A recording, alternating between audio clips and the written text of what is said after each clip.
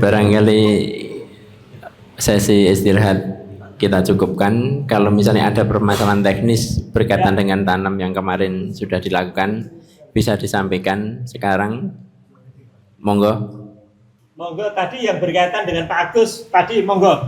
Itu yang belum jelas.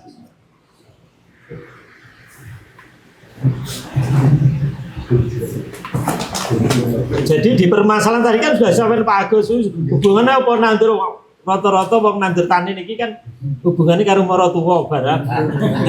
Wah, maratuwane raksasa Bima teh nek kanggo Bima ya gelut. Terus ya carane ngatasi kan gitu. Samnya diri nggih. Lah nggih. Filmnya si Angor yang sepai kula. Nah, video kita tuh tanduran sorong dia. Tapi kalau dicolong insya Allah enggak terlalu masalah. Enggak terlalu masalah, tetap baik. Tetap baik. Cuman awal ini kan orang duwe apa kuwi? Aplikasi murninya. Bahkan petani saya itu banyak sing menemukan lah kula pikir lah sampeyan iki nganggo to. Ning sing awal wae, sing kari mboten. Pupuk yang pertama saja pakai. Yang sampeyan pedi. Tapi nanti dengan harapan berikutnya dia main di organik. Sekarang wis gitu, akhirnya nopo? Begitu dalam perjalanan Pak, aku sing sesuk genah anu tanaman sing sesuk aku wis wani full biometa rasa nganggo kimia. Dengan harapan seperti itu. Jadi petani ora di mboten kula anu, mboten kula elek iki. Yen kowe yakine ngono pakai aja enggak apa-apa. Mungkin ada yang tidak ditanyakan lagi baik kepada Pak Sur maupun kepada Pak Agus. Monggo.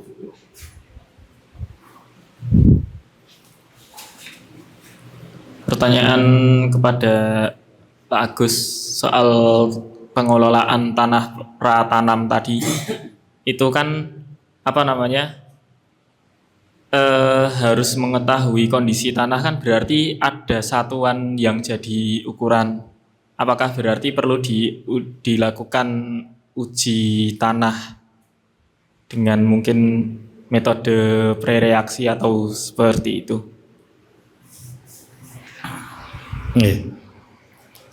Kalau diuji lab kan tidak perlu. Jadi untuk kehati-hatian dan untuk kelengkapan kerja kita nanti disampaikan aja. Jadi ini bagus, saya mau cocok tanamannya ini ditahan tanah seperti ini gitu aja. Nanti insya Allah, jadi tidak usah terlalu rumit, terlalu ini. Kalau idealnya begitu, tapi nanti insya Allah dengan sampel tanah yang ada sudah bisa kita perkirakan gitu, baik dosis maupun cara aplikasinya, termasuk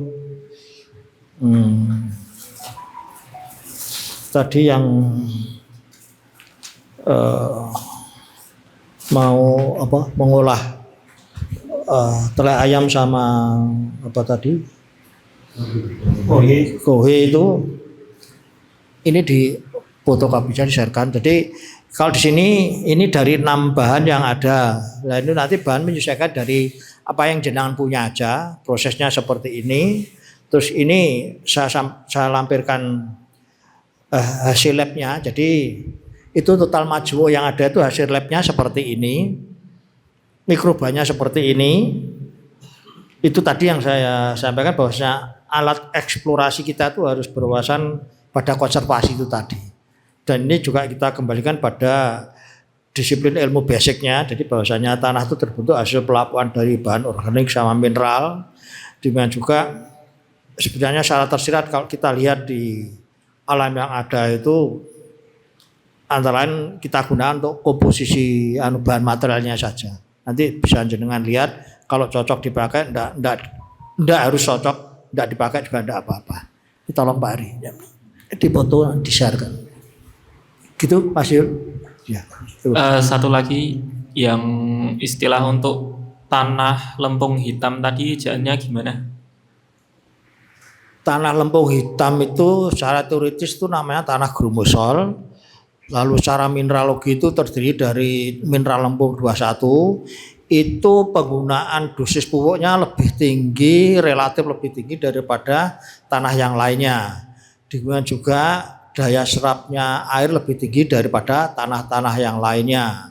Demikian juga secara umum kalau itu di labkan tadi jadi yang jenengan maksud itu kondisinya harusnya usurannya juga lebih tinggi dari tanah yang lain. Jadi itu gini, misalkan nanti coba kalau dicek, kita mau yang tren apa ini beras ya, mau tanam beras di daerah tanah hitam, padahal kita seleranya nasi selera jelanggu. Nah ini dosisnya mau kita pakai yang kayak apa? Pupuk yang mau kita pakai kayak apa gitu.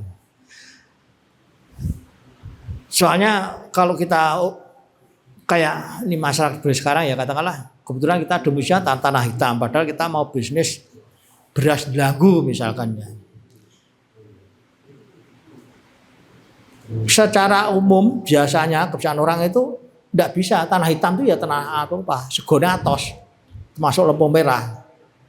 Tapi sebenarnya dengan pupuk tertentu cuma tidak enaknya itu pupuknya kan saya yang produksi, jadi maksud saya itu tidak menawarkan pupuk, tidak harus beli pupuk saya. Itu dibikin kita tanam di tanah hitam dibikin rasa kayak jelanggu itu insya Allah bisa. Itu dulu yang pernah saya sudah buktikan. Kalau jenazah sudah paham Pak Joko Beras ya, dia kan semacam trademarknya kan jelanggu itu. Akhirnya saya katakan jenazah mau jual nama atau mau jual kualitas, akhirnya dia tetap ini apa itu nama ya, akhirnya serahkan nama karena dulu kebetulan saya dapat amanat dari beliau bahwa itu tolong Pak Joko dibantu ya, bantu saya tanam sana, saya bawakan, jangan sekarang dilihat tapi besok pagi dimasak, saya dikabari aroma, rasa dan lainnya. Dia jujur dengan jelanggu bisa mengalahkan, padahal kita tanamnya di daerah Ngawi gitu Mas. Jadi Mas akhirnya saya gimana akhirnya saya tak ya, jual nama jelanggu aja silahkan gitu. Ya akhirnya yaitu hasil saya laporkan beliau pun Ustaz ini pada kalau harganya terpaut jauh di tahun segitu tidak salah beliau sudah jual berapa di atas 9.000 kayaknya, kita waktu itu di Ngawi masih 2.250. Ya akhirnya saya tetap bertahan layani yang mahat aja. Jadi, ya tahun-tahun segitulah anak-anak mahat mengkonsumsi beras istilahnya beras organik tapi harganya di bawah beras biasa. Gitu Mas Ijo. Yang lain monggo. Bismillahirrahmanirrahim. Tadi ditanyakan tentang masalah tanah ya, ke tanah hitam. Kalau tanah ladu itu bagaimana Pak? Cara pengolahannya? Tanah ladu, tanah ringan, jadi sebenarnya lebih mudah dan dosisnya biasanya lebih rendah. Jadi kalau untuk apa rekonstruksi untuk ini apa itu produksi, gambaran saya itu cukup 1 meternya 1 kilo itu sudah total dosis. Beda kalau yang tanah hitam tadi bisa jadi total dosisnya itu antara 4 sampai 6 kilo itu per meternya. Sehingga kita dapatkan tekstur tadi yang saya sampaikan gambarannya yang jeluh atau yang lempung tadi. Sehingga perakarannya itu jumlahnya maksimal, ukuran akarnya juga maksimal. Dan itu nanti di produk juga kalau dalam hal beras seperti tadi itu paling tidak ya kayak yang jelanggu tadi saya sampaikan itu untuk tanah-tanah hitam itu. Jadi kalau tanah ladu biasanya lebih mudah itu, dan dosis punya lebih ringan. Jadi kan nanti kalau misalnya yang di situ saya pakai yang pola bercocok tanam itu cukup total dosisnya saja cuma 1 kilo per meter insya Allah. Ya, enggak terlalu banyak, enggak tinggi. Kalau 1 kilo per meter saja nanti kualitas dan kualitas sudah seperti target yang kita harapkan. Kecuali misalkan kita dapat varietas yang dulu saya dapat 400. Kita ingin jumlah bulirnya ini 500 tanpa gabuk, tanpa rotok misalnya. Itu bisa ditambahkan yang sintetis. Per rumputnya kira-kira sekitar 1,5 gram. Yang sintetis itu di lembar yang di baliknya itu tadi atau masalah tanah itu tadi ya. Itu kan ada itu. Itu per rumpun kira-kira 1 gram sudah cukup insya Allah kalau padi. Kalau Lombok umpamanya katalah di deskripsi per batang produksinya tuh 7,5 sampai 1 kilo per batang itu nanti ditarget 2 kilo per batang dengan dosis per tanamannya 50 gram tambah sintetis sudah berani. Ini kenapa sintetis kita pakai karena itu tadi untuk target-target kuantiti tertentu tapi penggunaan sintetis tidak merusak kimia, fisika, biologi tanah. Maka yang pupuk organik ya istilahnya, cuma sebenarnya kalau kita sekarang pakai istilah organik itu rancu dengan model petro dan produk lain yang beredar. Itu ternyata pupuk organik yang dinamakan organik itu kalau saya melihat secara basic, secara ilmu itu sebenarnya bahan pupuk organik, iya. Jadi belum organik itu. Terus kalau keyakinan kita yang namanya organik itu sudah diproses dengan mikroba yang ada sehingga menghasilkan pupuk yang bisa langsung dipakai. Nah itu kalau bahan organik masuk tanah itu masih butuh proses dan kadang-kadang prosesnya efek sampingnya merusak akar tanaman karena suhu yang muncul itu tadi. Seandainya tidak merusak pun kadang-kadang memunculkan semacam patogen baru di ekosistem setempat itu. Jika tadi yang disampaikan dimaksud Pak Sur pupuknya yang sudah diolah itu ya maksud saya kalau dicocok tanam padi itu yang saya contohkan itu yang itu pupuk majemuk, kalau yang di sini ya caranya seperti itu antara lain. Kebetulan kan kita ini di sini juga kita mengembangkan mikroba. Nanti kalau jenengan mau lihat prosesnya ini yang hari ini masih proses itu yang di Tegal Gede Karanganyar ada di sana processingnya ya semacam pabrik kecil-kecilan gitu. Monggo silakan. Terus untuk monggo dilanjut. tadi yang bicara adalah pupuk padat ya yang Iya. Kalau misalkan kita ganti dengan pupuk cair gitu bagaimana? Misalkan kita membuat dengan urin kelinci atau mungkin dengan leri gitu. Itu bagaimana? Apakah bisa kita gunakan sebagai dasar untuk tanah? Insya Allah kalau pupuk dasar kurang lengkap karena itu nanti secara fisika tanahnya kurang, tekstur gemburnya itu. Kalau secara chemis, secara mikrobiologi, secara biologi itu sudah memenuhi syarat pupuk cair. Tapi secara fisika itu nanti mengarah ke tekstur tanahnya yang pupuk cair ini belum bisa mengarahkan situ secara totalnya. Kalau cara pembuatannya ini sebenarnya kemarin yang mulurnya sudah saya ajari dan sudah saya bawakan starternya 1 galon. Itu juga lebih mudah sebenarnya. Kebetulan kita kan sekarang sudah punya mikrobanya itu, jadi maksud saya kalau dulu kan kita itu sekitar 6 bulan baru jadi, 4 bulan jadi, 2 bulan jadi. Lah kemarin yang mulur itu datang ke rumah saya ajari, gue tak ajari, cuma nanti tolong teman yang lain ganti awakmu yang ngajari, saya bilang gitu.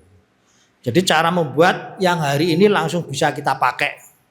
Kemarin saya bawakan sampel 1 galon untuk starternya. Jadi untuk awakmu bisa hari ini bisa pakai hari ini 1 minggu sekian liter, minggu kedua sekian liter, minggu berikutnya sekian liter itu, dan harganya nanti kemarin tak kasih tahu dia. Ini yang isi 2000 liter, ini 1000 liter, ini yang 750, ini yang 100 liter, terus ini yang 8000 liter. Dia kemarin anaknya saya kasih tahu. Jadi nanti ke depan kalau kamu mengembangkan caranya seperti itu, ini contohnya barangnya saya bilang. Ini ada tandon 8000, ini isi juga, ini yang 1000-an isi, yang 750 isi, ini yang drum-drum isi 100 isi semua, saya bilang gitu. Gitu. Jadi itu bisa dipakai, tapi untuk fisikanya belum bisa menjamin, dan bahkan kandungan unsur haranya kaliumnya itu lebih tinggi yang cair itu. Yang air. Iya, Cair. yang cair. Jadi sebentar.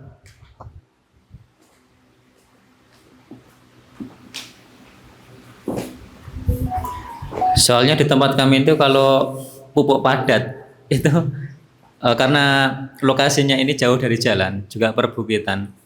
itu kalau misalkan mengangkut barang yang pupuk padat itu ya susah juga. Kalau kita minta tenaga orang itu ya satu karung itu bisa dihargai 10.000. Itu. Jadi kalau mengangkat 10 karung saja ya sudah 100.000. Ya. Biasanya seperti itu. Jadi kan itu beban juga buat kami kalau di desa sana. Oke. Jadi kebetulan saya juga pengalaman di dataran tinggi paling adoh Setren ini. Kita dulu ngerjakan di sana sekitar 5 hektar, terus Karang Pandan itu mulai Berjo sampai pabrik serai itu. Makanya untuk yang padatan packing saya bikin 20 kilo. Karena dulu tenaga yang saya pakai saya untuk di kebun itu banyak perempuan dan untuk 20 kilo tuh ternyata dia lincah bawa itu muatan seperti itu, dan kadang-kadang malah bawa 2, jadi digendong 1 dibopong sini 1. Jadi mama saya kalau mau mau produksi enggak usah takut-takut, produksi aja dan di packing aja 20 kiloan, nanti tenaga perempuan bisa pakai. Jadi itu ya, kalau yang cair tolong dipotong, di-sharekan.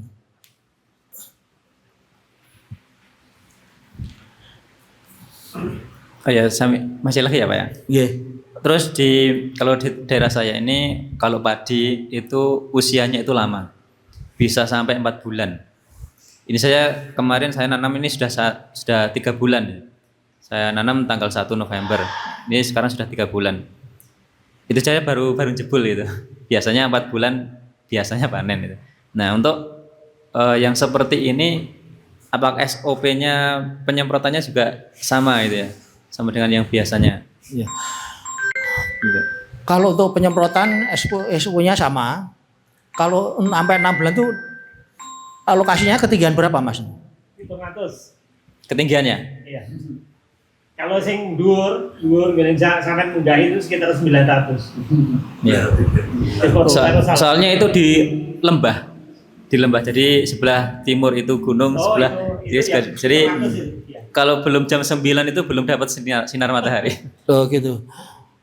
Gini aja, buat pupuk organik sendiri seperti yang itu. Sekitarnya situ. Bahannya yang ada di sana itu. Jerami itu. Ya jerami ya godong minus ya. Usahakan kalau bisa sebanyak mungkin yang dari kotoran ternak atau kotoran unggas gitu ya. Jerami itu karena unsurannya itu minim sekali. Kalau di dataran sedang sampai rendah ya pakai pupuk yang kita produksi ini. Itu kalau kemarau biasanya kemarau tinggi umur itu bisa maju 2 minggu. Kalau musim penghujan paling pekat itu majunya 3-5 hari. Nah maksud saya kalau bahannya belum selengkap yang seperti kita buat ini, seadanya aja bikin itu, saya yakin itu nanti paling tidak usianya maju.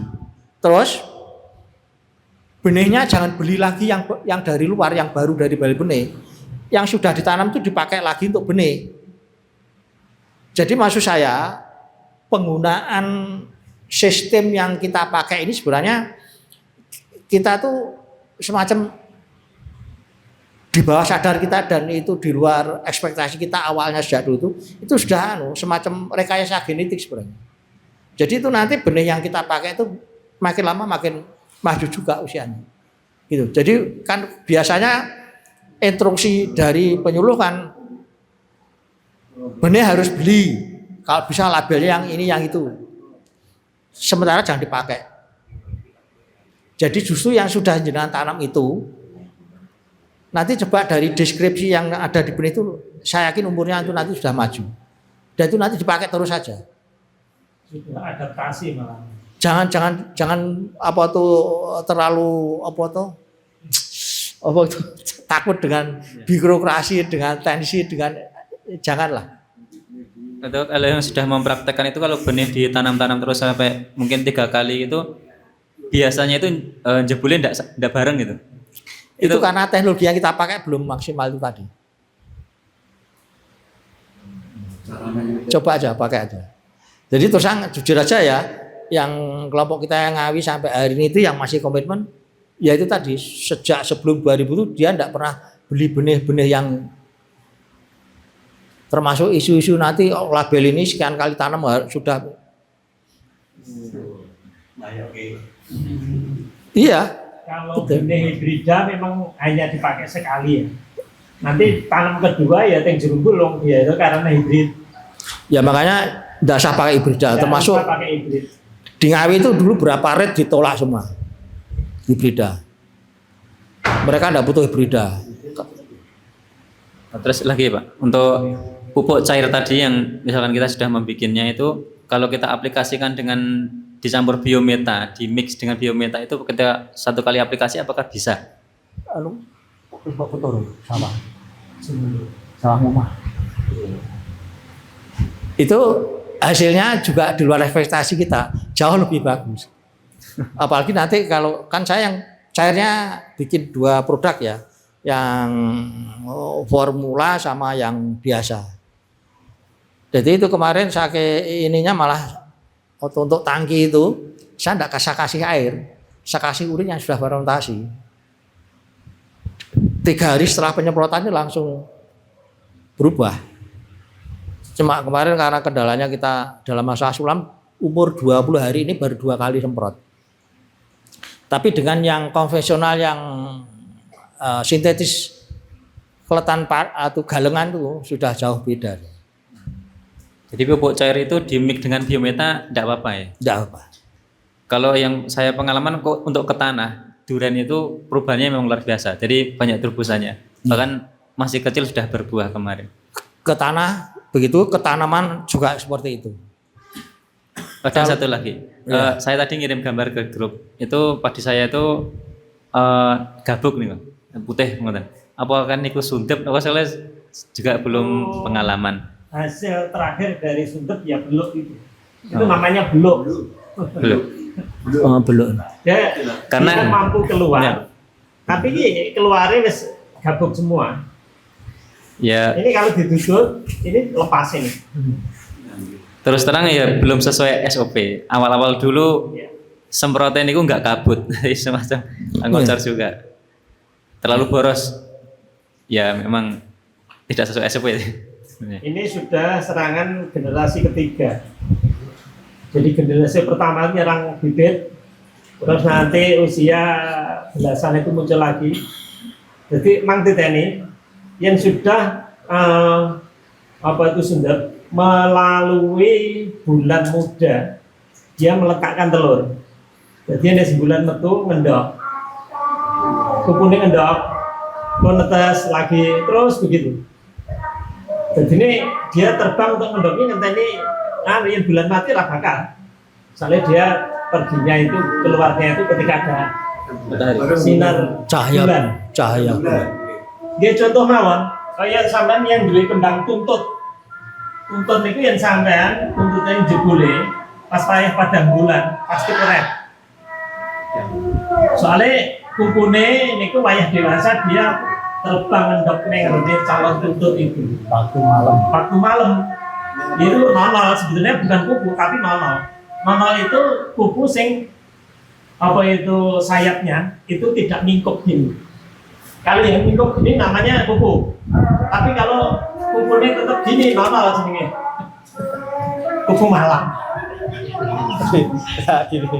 Yang jatin dari galon gitu. Ajaran untuk memilahkan itu. Jadi yang kupu yang warna gelap itu keluarnya malam. Kalau yang warnanya cerah sama putih itu siang gitu. Itu cara membedakannya. Ya, terus Ini termasuk sundut tadi itu jenenge kaper bukan kuku. Iya sama itu kaper. Anu tetap gini. Dia terbangnya malam. Itu bukan terbang siang dia tidur. jadi maksud saya yang gitu itu kalau misalnya kayak ular dayak ya itu keluarnya malam. Jadi kita nyemprotnya itu menjelang malam, jadi menjelang bar maghrib atau menjelang maghrib gitu. Itu ulat gerayak. Ya. Gerayak malam itu. Jadi kan ulat gelayak itu kan warnanya gelap, jadi dia keluarnya malam. Kita nyemprot siang enggak kena. Jadi nyemprotnya menjelang maghrib atau bar maghrib sisan, kita ke lahan semprot. Ya, awake dhewe ngarani ular gembok. Ya. Nah, perlu malah ba'da isya itu malam kita semprot. Ya, keluar malam itu baru kena gitu. Jadi hama pun butuh respon kita yaitu tadi pagi atau siang atau malam. Sudah yang lain? Ya, mungkin cukup. Monggo. Assalamualaikum warahmatullahi wabarakatuh. Tempat saya itu tanahnya itu campur kerikil. Itu bagaimana cara mengolahnya? Tanahnya? Tanahnya campur kerikil. Batu-batu kecil itu. Nggih napa niku? Klaten itu. Miri. Miri. Malang. Iya. Itu kalau Seragen gila. ya tidak harus trust. Jadi misalkan litosol pun bisa seperti itu. Jadi itu kalau pengalaman jamaah Karanganyar ya emang pas ngolah tanah itu sambil kerikil ya dipilah di sisine seleh galengan gitu. Iya ora gayak sisan dadi split. Nah, Biasanya ditambahi semen, Mas. ketigone dawa terus biasanya do diayaki ini kok. Lah iki Karanganyar. dadi split. Ngoten. Gitu. Nggih paling mboten nggih kita cangkul kecil itu aja terus tandurannya palawija. Satu lagi. Nggih. Kalau cara mengatasi ulat yang ada di cangkir jagung itu gimana? Ulat. Ulat. Nggih, warnane napa? Putih tapi apa? Ulat gitu. Ulatnya.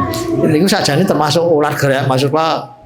Niku wau sing walaupun enek slerete putih itu nggo sleret jane. Tidak total putih toh? Putih total putih. Kalau total putih itu berarti kita nyemprotnya bar subuh. Tapi apa tempatnya tuh di pas jangkar jagung. Nah gini niku bar subuh niku wau. Nggih, nek misalkan itu termasuk sing geraya ya arep maghrib atau bar maghrib niku. Tapi nek sing geraya sing putih mangan tempat niku putih sleret. Tapi nek putih total ya niku mawon bar subuh saderenge srengenge metu niku lho. Lha begitu saya begitu srengenge metu den selulup lemah gitu. Lainnya monggo. Ini sambil bertani, sambil berlatih penelitian kalau bisa. Karena setiap minggu kan kita masuk di lapangan. Sebelum nyemprot, sampai perhatikan.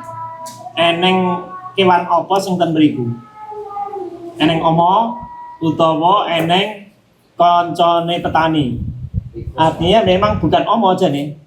Monggo itu sebetulnya bukan oma, itu teman kita yang perlu dihidupi. Dan nanti ada musuh alami yang namanya musuh alami.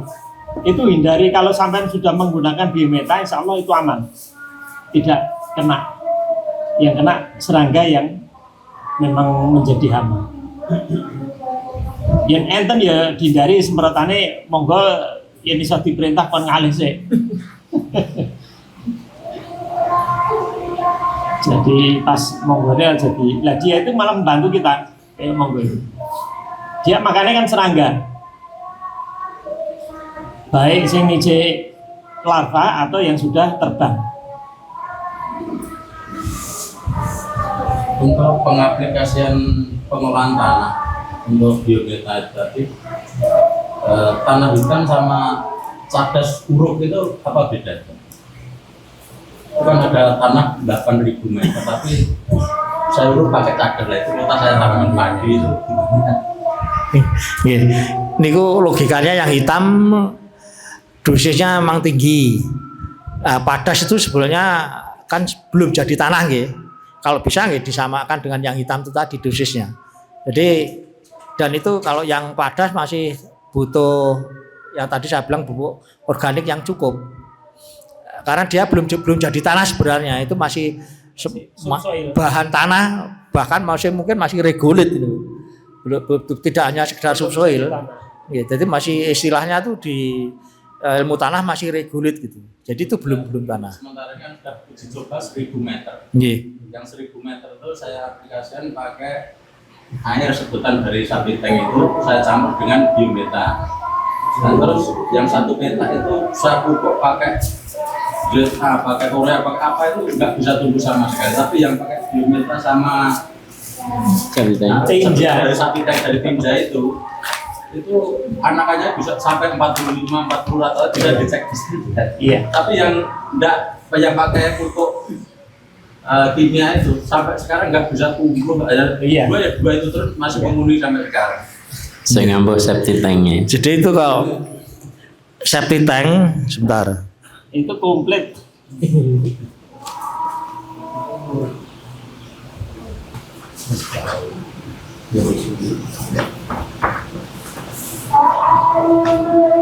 Itu apa jasa penyedotan? Jadi Oh nah sudah, kalau jasa penyedotan luar biasa mendapatkan bahan pupuk. Itu Oh pesan. pesan nek ada yang sudah umur sekitar 15 tahun. Mbak, jadi betul. ngabari kula, ngabari. Nggih. Ini apa sing umur 15 tahun ke atas. Oh iya, Mbak itu. sebenarnya tidak usah 15 tahun. Jadi kalau di Fakultas Teknik Sipil sini ya, itu saya buatkan ini. Karena dia ini mau itu nanti sudah tahun kemarin dia bilang mau buka S1 Teknik Sipil Lingkungan. Terus beliau butuh mikroba. Lalu saya buatkan ini dan ini apa itu fungsinya antara juga untuk memproses tadi fase septic tank itu tadi. Karena waktu itu kita tinjau ke Putri Cempo itu di sana tuh tidak diproses. Lah ini nanti tempatnya di Alas Karet itu mana? Polokarto. Tapi di dekat Pasar Bulu. Di sana ada pondok baru yang siap memproses itu. Dan ini sebenarnya mikroba ini itu semacam turunan dari yang ini, yang di situ saya tuliskan yang untuk apa itu pupuk dasar itu tadi. Dan sebenarnya pupuk total untuk tanaman juga gitu loh. Jadi maksud saya itu penggunaan septic tank jenengan tuh biar lanjut saja yang untuk terutama untuk padas. Dan ya kalau katakanlah sudah ada apa tadi biometa yang ada, monggo silahkan pakai. Tapi nanti kalau misalkan suatu saat dengan tidak punya biometa, sampai pakai yang ini mikroba kita ini juga bisa. Karena itu tadi ini saya buatkan nama ini untuk melayani Fakultas Teknik Sipil. Itu nanti saya yakin justru kalau dilaboratkan kualitasnya lebih bagus daripada hasil laborat yang saya cantumkan di situ itu. Yang saya coba kan ada salah satu sapi tank itu penuh, ternyata tidak penuh dengan kotoran, ternyata penuh dengan pasir. Disedot itu isinya pasir semua satu tank gitu. Mau dibongkar aja sampai sulit, ngobrol semua air. Lalu setelah tumpah di situ itu tempat padi yang hanya satu, Pak. Sebelumnya itu tidak bisa hidup, memang pasirnya saya ambil dari pupukan tiap hari. Tidak melihat 10 hari itu udah agaknya sedih. Betul. Tidak bisa hidup ada sebelumnya. Itu kemarin itu termasuk yang saya tawarkan yang dari itu, pingi sila teko ndi. Saya punya padine garing. Mulur. Isnan. Teman kita yang mulur juga gitu punya tanah padas dia. Jadi ya kan di sana kan dikerui untuk uruk itu. Saya bilang itu manfaat no. Kasih aja dosis satu-satu sama yang total majemuk ini, nggak usah nunggu sedina rong minggu jam itu juga langsung kasih tanaman aja, saya yakin tumbuh. Soalnya kalau yang total majemuk itu sudah jadi itu mikrobanya juga hidup. Jadi lebih siap lagi daripada yang apa itu daripada kita yang itu tadi, yang nunggu biometa itu tadi. Tidak apa-apa Pak, dilanjutkan aja, insya Allah baik itu. Nanti kalau butuh mikroba aja kabari kita nanti, insya Allah ada stok. Nggih, gitu. Nggih, barangkali waktu ya. Sudah jam 4 lebih seperempat. Sementara yang idealnya kita bicarakan belum kelar. Barangkali untuk teori dan tanya jawab seputar permasalahan sementara yang seperti ini tadi. Nanti kita lanjut juga untuk konsultasi via grup, karena grup kita nyatakan sudah aktif. Kemudian kalau misalnya nanti ke depannya berharap kita ada pendampingan langsung secara langsung di lahan-lahan teman-teman, kita juga akan datang ke sana insya Allah manakala itu memungkinkan. Beberapa hal yang sekiranya mari kita adakan kesepakatan bersama. Yang pertama, kita sudah komitmen untuk memulai pertanian yang kita usahakan adalah pertanian organik. Komitmen itu mari kita pegang kuat dan benar-benar kita saling menjaga. Artinya saat kita terjun di dunia organik, ada lembaga yang kedepannya akan sangat dirugikan, juragan pupuk dan lain sebagainya, itu akan dirugikan sekali. Dan biasanya mereka menyerangnya juga akan secara masif. Beberapa teman kita juga terbukti akhirnya kena imbas dengan yang semacam itu, termasuk Prof Budi.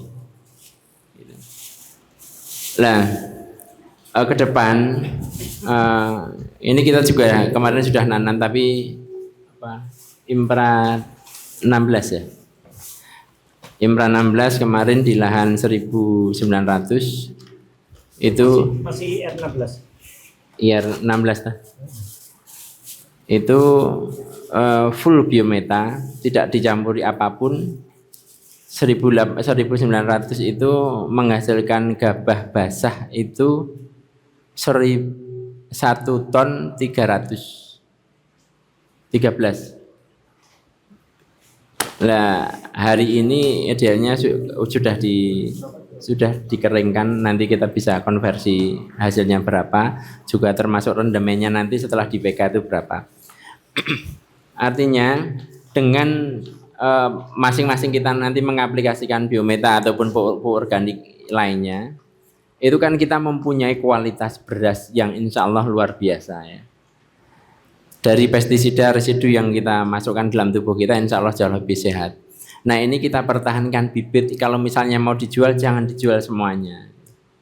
Atau setidaknya nanti di antara kita akan memperoleh sesuatu pemuliaan benih yang luar biasa, itu kita kembangkan dan kita saling berbagi di situ. Kita harapkan kita bisa begitu.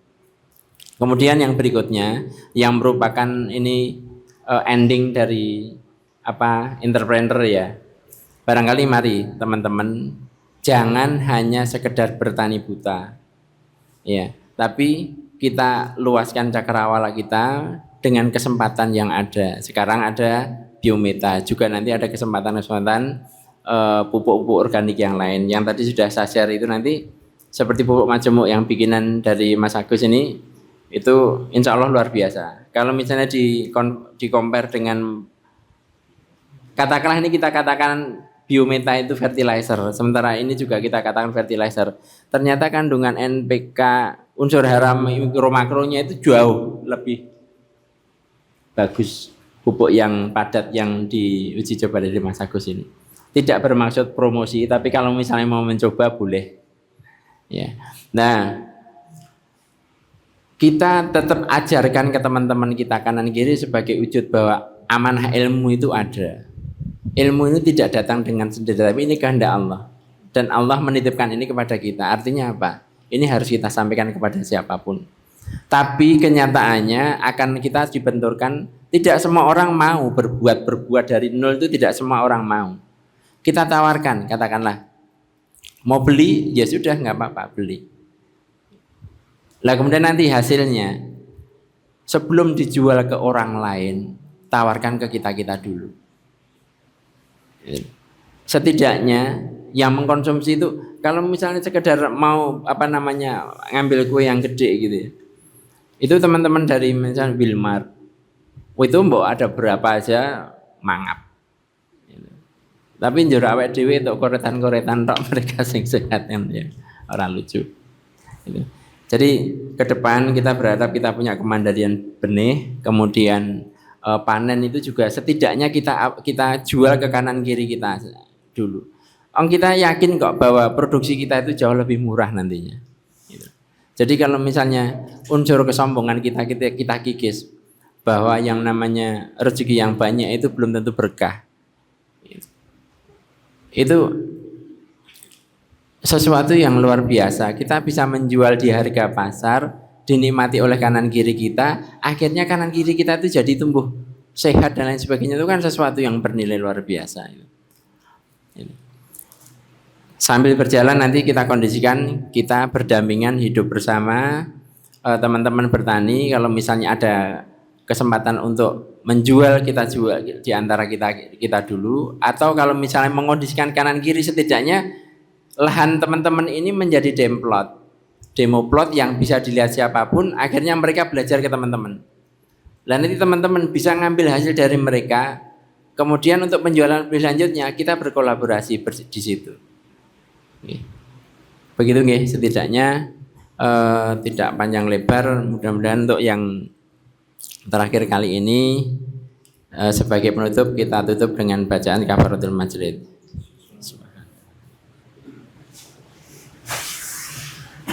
Kurang lebihnya mohon maaf, nanti kita sambung via grup karena masing-masing kita punya keterbatasan waktu. Jazakumullah khairan.